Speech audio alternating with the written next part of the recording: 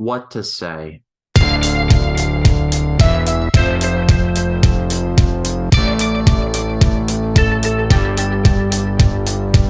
Hello, everyone. My name is Ryan Cam here with my brief, spoiler-free thoughts on Indiana Jones and the Dial of Destiny. This was directed by James Mangold, the director of movies such as Copland, Walk the Line, Logan, and Ford v Ferrari.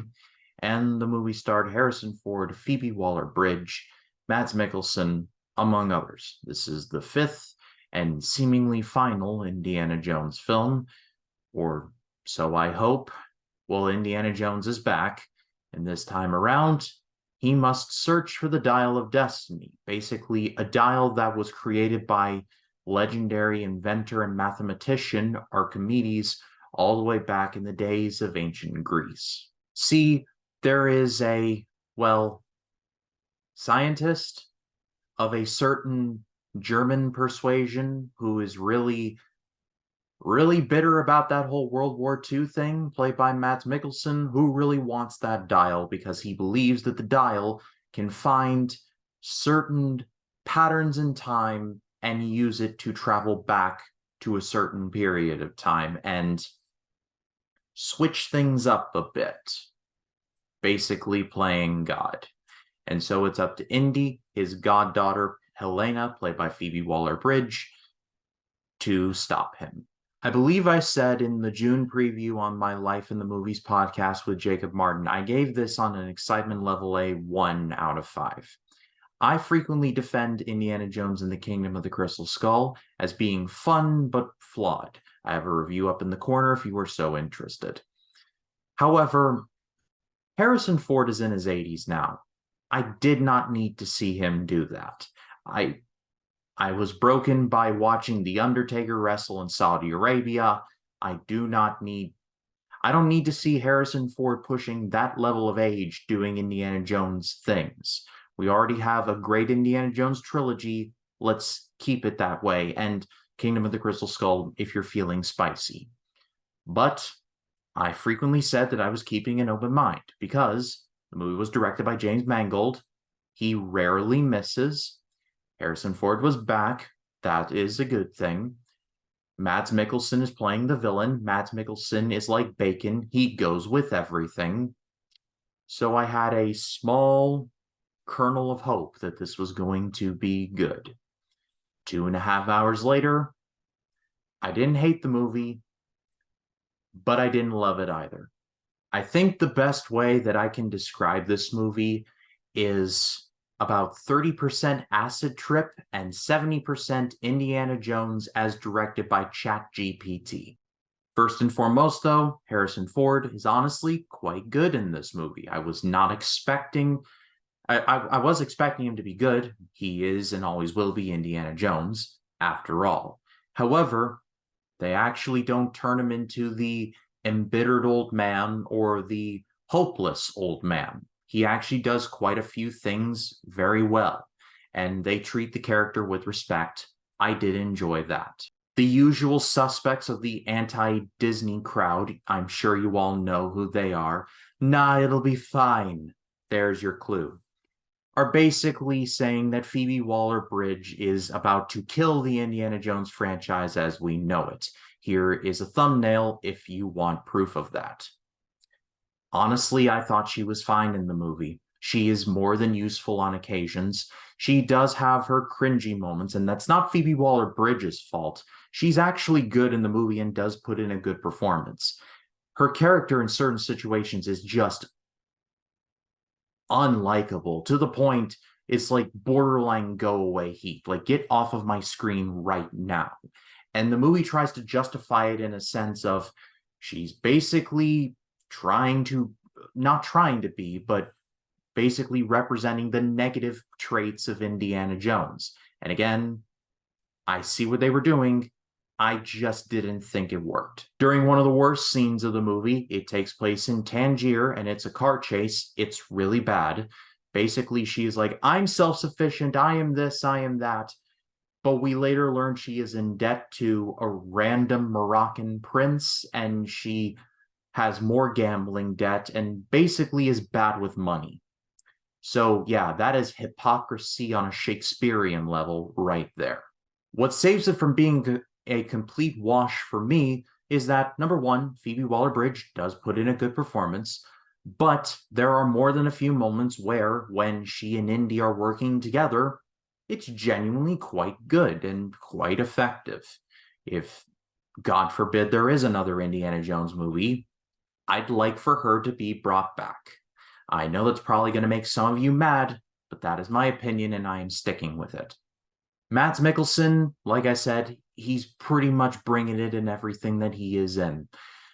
He was great in Casino Royale. He is almost my favorite Hannibal Lecter behind Anthony Hopkins, and he was awesome in Another Round. Check out that movie if you have not. It's Mad Mikkelsen drunk for 90% of the time, or his character is at least, and that movie is phenomenal.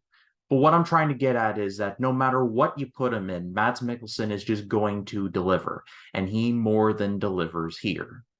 One of the big talking points coming out of this movie is the de-aging, and I think it works for the most part. However, there are definite moments of, yeah, that could have been cleaned up. Visual effects work is really hard, so I'm going to try my hardest not to be super mean about it.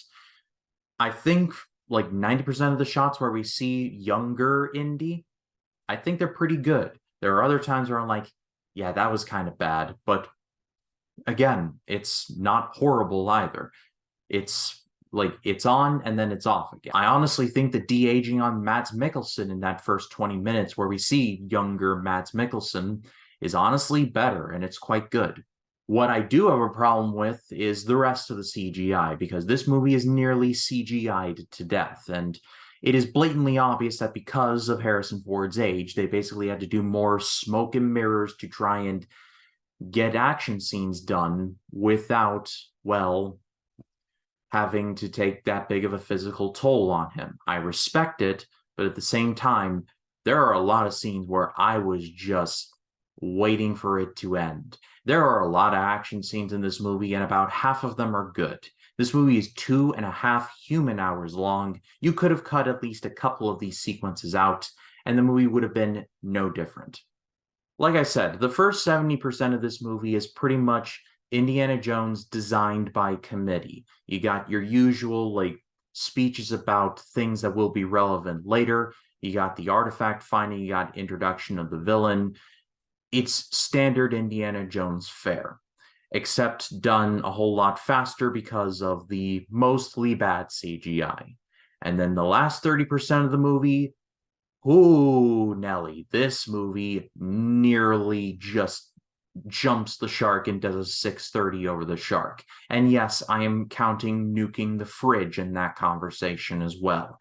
I'm going to have a spoiler discussion with Jacob Collins from 3D Movie Cinema. We're going to talk all about it, so I will not talk about it here. This is a spoiler-free review after all. But this ending, I thought it nearly ruined the series. And I know what I say when I say that, but there it is. When it was happening, I was like Michael Scott when finding out that Toby had returned from vacation. Play that clip. No, God! No, God, please, no! No! No! No! But then they pulled a nose up, and it's actually resolved to actually kind of a nice ending. So again, no spoilers here, but it shouldn't have been that close, y'all.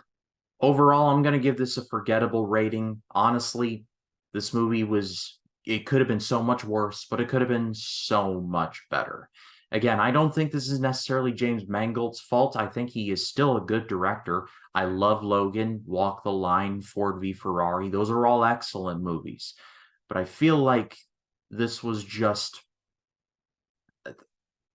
I don't know what to make of this, really. Like I said, 70% is standard, and then the last 30% just completely almost loses the plot.